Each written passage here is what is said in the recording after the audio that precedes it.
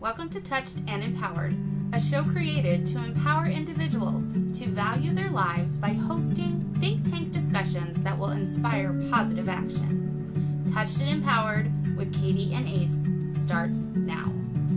Welcome to this episode of Touched and Empowered. I am Katie and I am here with Ace, and we are just excited about this topic today because we are going where few dread to go. As Katie wears her darker lipstick. As I put on my vampire kiss lipstick. Ooh la la. I could look like a vampire right now, honestly. Well, I'm pale enough, I look like a vampire right now, but that's beside the point. Well, it's funny. So, all right. Before we jump into our beautiful, fun, exciting topic, I'm so excited. I'm wearing this outfit because It's a really cute black top. Thank you. I love cutouts. I really love cutouts. It's like one of my favorite parts of fashion when they're done very tastefully. And I believe this is actually done tastefully. Thank you very much. Yes. I didn't think it would be this sexy. Not on camera.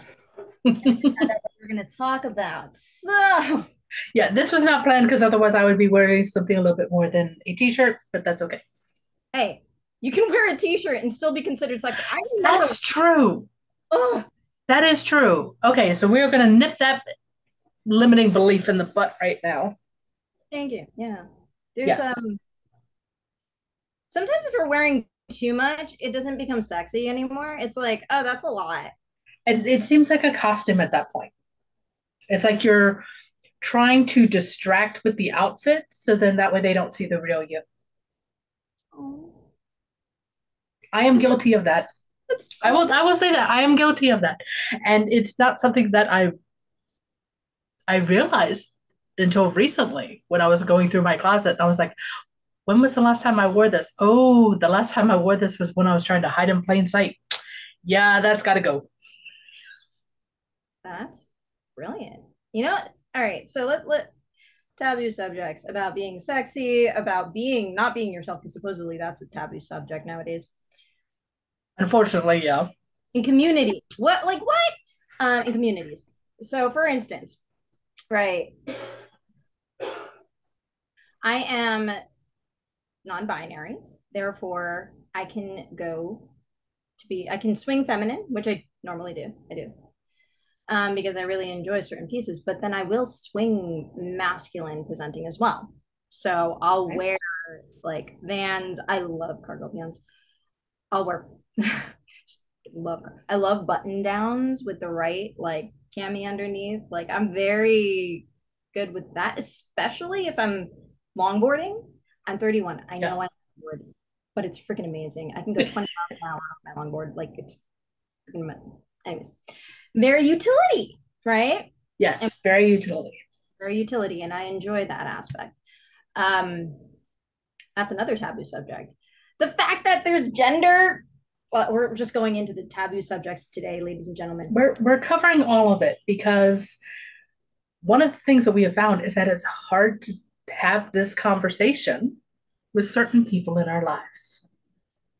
Whether that be parents having conversations with their kids, or kids having conversations with their parents, or having conversations with your spouse or significant other. It's all considered taboo in this case, which is why we're breaking it open. Let's do it. Let's do it. We're going to do it. Okay. All right. So another thing I did realize, this is something that I used to do. I'm so excited. I'm also, there's so many things to be excited for. So there was this time where like, I know I'm bluntly honest. That's why, as people think that I would be a great politician. Possibly. I don't see you being cutthroat though. Yeah, I don't have to show that side here. That's true. And I don't, because there's no reason for me to be cutthroat with you as I'm leading, like leading with you, you know? Like, right. There's no one I'm competing against. We're also different. Like, in my opinion, we are perfectly complementary different. Thank you. I agree. Thank you. I really do believe that because that's why we have such great content. I can hear your perspective be open to it and think, oh, I didn't know that was there. True. Which, going back to our taboo topics, we'll start with you sharing you being non-binary. Okay. Okay. We'll go down the list. We'll go down the list. All right. We get into it, ladies and gentlemen. I'm really excited. I'm bisexual. Actually, it could be that, or it could be pansexual. I'm not quite sure because pansexual is a fairly new word in my lifetime. I'm pansexual. Which is, I love as my son explained to me, pansexual is you love someone for their heart, not their part. I was like, ooh, I kind of like that. So maybe it's that one. I don't know. All I know is that there's no restrictions to my love. I'm just going to put it that way. That's so sweet. That's exactly it, right? Like, I think for me, I am pansexual as well. You can be bisexual and pansexual, I guess, if you want to consider that. I don't think it matters. Yeah, bisexual is more about anatomy, from what I know. And then pansexual is more about like a person's energy. It doesn't really matter what, yeah, it doesn't really matter what physical presenting or physical attributes you are, right? If my energy, if I am attracted to your energy, that's all that matters. I don't. That makes sense. Yeah, a lot of my friends, they try and go through my type, and they're like, because I don't actually have one. And I can understand that because there's, for lack of a better term, I was told that I flirt with everybody. And I was like, yes, and your point. All right, that's another interesting thing. So, would you like us, ladies and gentlemen, to not be friendly? Yes, because sometimes flirting is nothing but pure friend. It's just me being open and honest and sharing my energy with the rest of the world, and does not have any sexual overtones. Exactly. Go ahead. And if the other person is sexually attracted to your flirting, or friendly banter or friendly conversation, regardless, that doesn't mean that person is trying to flirt. True. I get in so much trouble because it looks like I'm flirting. Well, I think that's because the whole flirting attitude, for lack of a better term, has been skewed. Just like the whole attitude around sexual identity is skewed, or gender identity is skewed. And the reason that I'm saying it's skewed is because so much is being thrown out into the world via news, via social media, and it is highlighting the small 1%. And the conversations around your physical identity, your gender identity, your sexual identity, whatever, should be one-on-one conversations between you and a person you want to have that conversation with. Yes. It does not have to be broadcasted. I mean, granted, we're broadcasting to the world, but we have also had these conversations with the people in our lives that it matters with beforehand. Yes, and if you do need support, because here's the thing, I don't want you to feel like I spoke to only this person and then they end up not being a good person and you never tell anyone about abuse. That is not what I'm saying. Yeah, no. Be very clear about that. Yeah, no. If you need support in a relationship, which everybody does, that is okay. You're allowed to have 1, 2, or 3 people, in my opinion, that you can go to process what you're trying to figure out and then come back to the relationship in the best way. Yeah. And you don't have to decide right this second. You don't have to decide this week.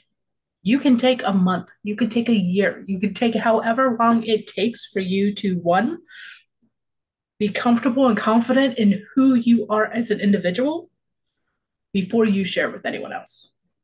You know what's funny, Katie? What?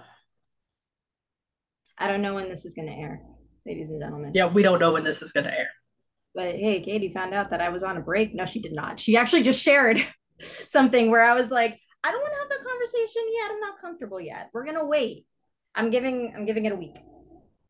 There you go. And that's fine. And it's okay. I think it's actually really important that like if you have that space to really feel confident about how you want to move forward in your relationships, you gotta have it. Otherwise, you're gonna do something that you're gonna regret for the rest of your life. Now, there are the occasional relationships that you cannot take breaks from. For example, you cannot take a break from your parents as much as you want to until after you're 18 and you moved out of the house. Yeah, that one. I was about to say, I'm like, wait a minute, hold on. I know. No. There's a clause. The clause is you have to legally be old enough to live outside of your parents' house. Yeah. Okay. But they're still going to be part of your life as long as they're on this planet. And it's the same thing with parents and our kids. We have to, as a parent, I had to realize that once my son was 18 and out of the house, that gave me less influence over what he does every day. Is that I'm perfectly okay with it because it means that's one less thing I have to worry about. So that frees up Katie time. But I understand where empty nester syndrome comes from because we're so used to being in that daily involvement. Yeah. And you know what's interesting? So it's funny, a friend actually told me about how I don't talk about my father. It's true. I kind of don't. Well, that's funny because I actually know more about your father than I do your mother. We've been talking about this for a while. Right? It's so interesting. So my mom, both of them, they're parents. Yeah, they're parents. They're human. I think we finally realized our parents aren't gods after the age of 9 or so. Oh, it took me longer than that. Oh shoot. Okay, so you know, like,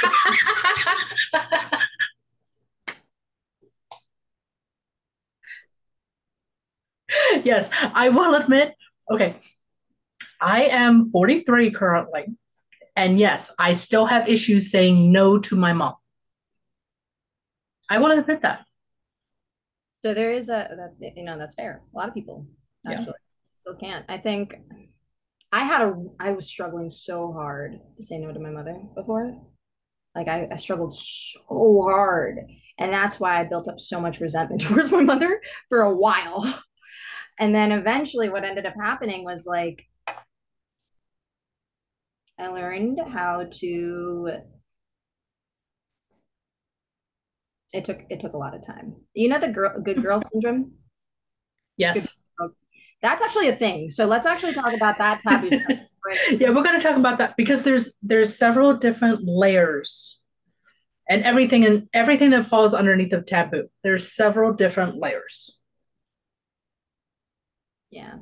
The good girl, good boy syndrome is like you basically do everything your parents say without even because you think that's what a good child is supposed to do.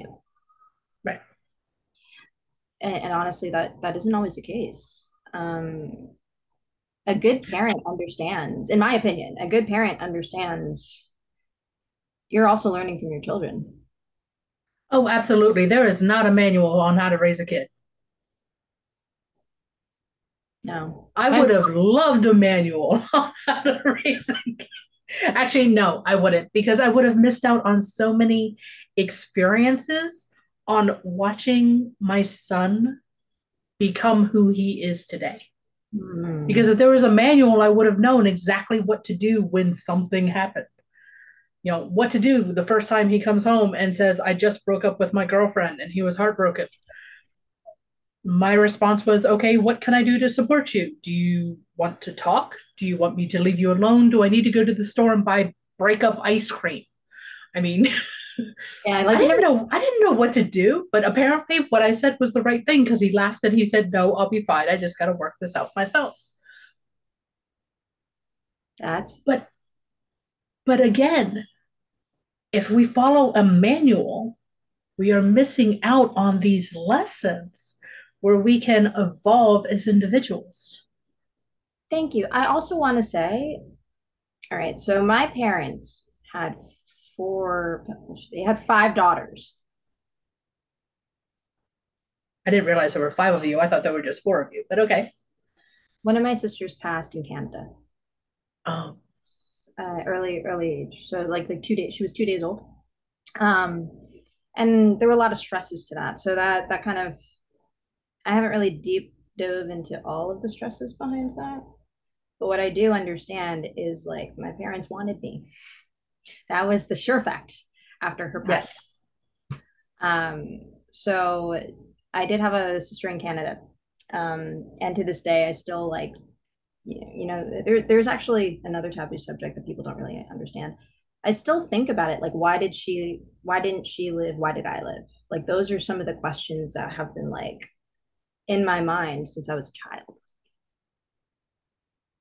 And then eventually I got to the point where I heard somebody say something so brilliant that I was able to determine, like, I'm going to live the best life of both of us. Oh, that's beautiful. Thank you. Yeah, she like just hearing her name, it really hits. But what I understand though is with parents having five of us, all of us had different personalities. All of us did, Yes. right? So there was no manual to any of us. Eventually, when my parents got to me, they were just tired. You see, I sometimes wonder that when it comes to my sister Jamie, because she is the youngest of three, that I sometimes wonder if my mom just looked and was like, "No, you're good. Yeah, we don't need band-aids. just lick the hand, wipe off the dirt. You're good to go." And the reason that I laugh about this is because Jamie may be the youngest of us three girls. She's got three boys. And I am amazed as to how she's able to keep up and process everything that her boys are going through, because that's not how I remember being raised. Because I'm the oldest. It's different. And I had all the rules. Yep. Sorry. Everything was the strictest for me compared to both of my sisters. Yeah. And I'm sure that they will argue with me on this, but I am the oldest, therefore what I say is right. I think I don't know if I can. I think all of my sisters, like I just, I kind of transcend that point of them always being right, because like eventually I can't get bullied. I'm not always right. I know that for a fact, but I joke about it because I realize that that's another one of those taboo subjects about where you are in your family order when it comes to your siblings. I got the couch. I never got the bed. They all, that's the order there, folks. I was the baby sister that was treated like the baby brother that learned how to pick up all the bags. Jamie, if you are listening and we ever made you feel that way, I'm sorry. I'm just going to say it. I'm sorry. Okay. I do thank my sisters because they went to war for me, so it's fine. Because there's so many aspects of our lives that we think there should be a manual and there isn't one. And the only recourse that we have in expressing who we are is what we A, have already experienced, and B, what we have seen others experience. So, for example, my sister Jamie has come out of the closet, so I can say this, that she is a lesbian. Has got three boys. They are all beautiful. They are fantastic boys. She is a fantastic single mom. She is doing great things. But myself, I didn't say anything to my mom about my preferences until I was in my 40s. Jamie didn't say anything to mom about her preferences until after she was out of high school, because it wasn't something that was talked about. Shoot, I really didn't talk about preferences with my sister either until after she left her husband because of a female friend. But you know what? That's fine. It didn't change the way I thought about her. Because how could I judge her when I was hiding what I was hiding? And everyone's hiding something. Everyone's hiding something. Yep. And Yeah. that also is part of the whole conversation about the hard conversation. Yeah. And it's interesting because a lot of people are hiding something. And so thankfully, what I was hiding was the fact that I attempted suicide at the age of 8.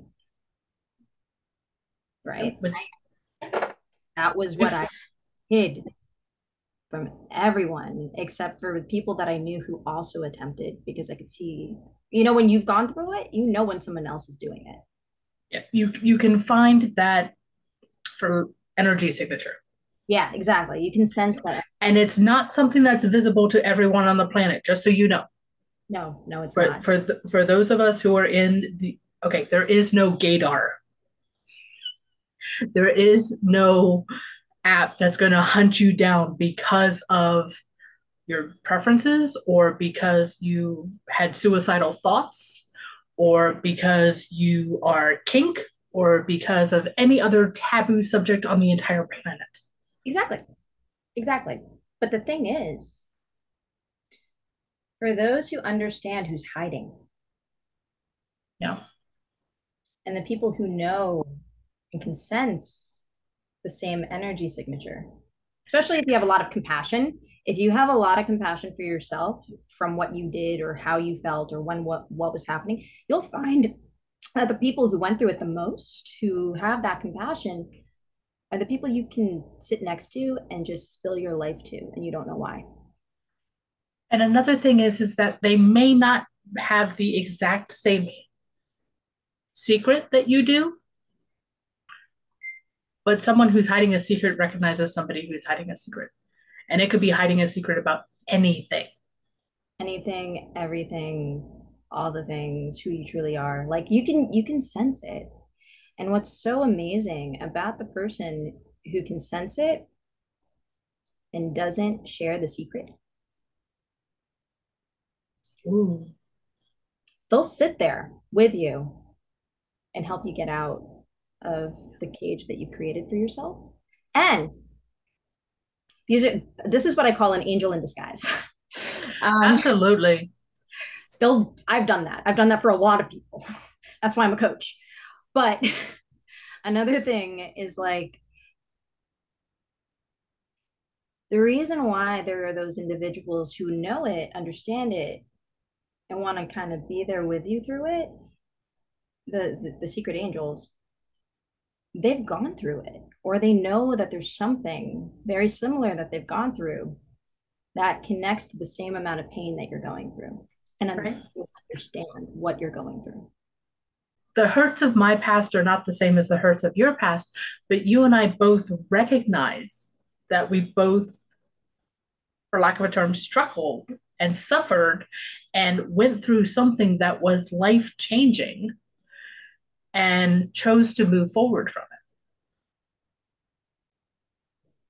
As you sit there and nod, yes, yes, yes. I have nothing else to say. I'm just nodding yes. Yes, thank you also for making sure people heard my nod. Yes.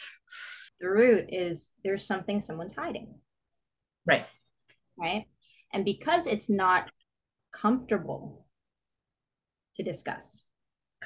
But the reason that it's not comfortable is the part that's interesting because it's not necessarily that it's not comfortable to talk about one on one with someone, but because of the societal norms. Society on a whole says that it is not a good thing to talk about. That gets swept under the rug. Stick it in the closet with all the other skeletons. Oh, screw that. My closet's overflowing with skeletons. You know what happened? What happened? I remember in 2018, I also started practicing Buddhism there, and like you really just like you clear your closet. Yep. I remember I was in a higher executive position, right? Okay. In order to focus on your job, depending on how much responsibility you have, right? Do you know how much energy it takes to hide something? Oh, it takes twice as much energy to hide it than it is to admit it. Exactly. So what happens? I got really tired and I stopped hiding. My closet cleared. I let everybody into my closet. They went in, out. That's when I wrote about how I attempted, when I attempted, what happened to me in the entertainment industry that made me want to leave. You know, like this was pre Harvey Weinstein, so there was many understandings why I felt like, oh, I need to leave. It's not safe here, Right. right? And things of that nature, right? Other taboo subjects that we've gone through. I think I actually wrote this in a prompt once, and then I sent it to Neil Strauss. I love Neil Strauss. Neil Strauss. Well, I think we talked about him before. Yes, I think so. Yeah, he wrote The Truth, and I was so inspired by his book that it helped me write in his like kind of like emulating his style. Okay. And talk about how I lost my job to somebody who was sleeping with my boss, and I wasn't going to do that. Yeah. That right there is amazing awareness and holding yourself to a higher standard of integrity. Thank you. And you know what I ended up doing? What? I ended up going straight to one of my friends in entertainment who was actually like who was used to that type of behavior. Like he saw that all the time. I don't know if it happened to him, but I know it happened to like anyone he was working with, and he saw people go up the rungs that way. Entertainment at that time. At that Entertainment at that time, right? It changed a lot. Yeah, there have been a lot of changes, yes. 2018 was like, let's just, here's the tower. Let's freaking destroy it. Okay. And I was in the heart of entertainment at the time when I was trying to leave in finance, funny enough. But what ended up happening was I remember going straight to him and saying, I'm smart enough to figure it out. I don't care if I'm 23, I'll figure out a new job. I don't need to do that. I'm good. Thank you. See? Right there. Who needs sound effects? We have the natural environment. I love a side note. I just love how my cell phone notifications, Brian sneezing, just emphasizes the point of our conversation. Great. No, but it was real. I remember that. And I remember thinking, I got prettier when I got into entertainment. I'm like a late bloomer. So when I moved to California and then started working in entertainment, I didn't think anyone was going to hit on me. Then. Remember then. Yeah, back then. Looking back now. Looking back, and then I start getting, and then every like month, you know, this is actually what happens when you chant Namil Harengekyo. I'm not kidding. You just get prettier and lighter, and you're shinier. It's very fascinating. And then you also like grow younger. It's great. If anyone wants to give it a try, seriously try it. We found the fountain of youth in chanting. Why do you think I look younger than I was when I started chanting? Like, but thank you. So essentially, I was getting prettier in the industry, and I wasn't getting used to I was not used to the attention. I was like not used to it at all. And then I remember there was like a community of friends that I just was introduced to, right? And they thought I was flirting with everyone. Everyone thought you were flirting. Do you want to know what's funny about that? What? So I came here from New York, came to Los Angeles from New York. You know what you say to somebody on the street and how they respond? Like here, I'm going to show you the banter. Okay. You go up to somebody and they say, and you say, "Hi, I like your shoes." They'll come right back at you like, "Thanks. Why?" In LA? New York. Oh, in New York. Okay. All right. So compliment, question why. Gotcha. Right. Okay. The thanks, why? That was me my first year in LA.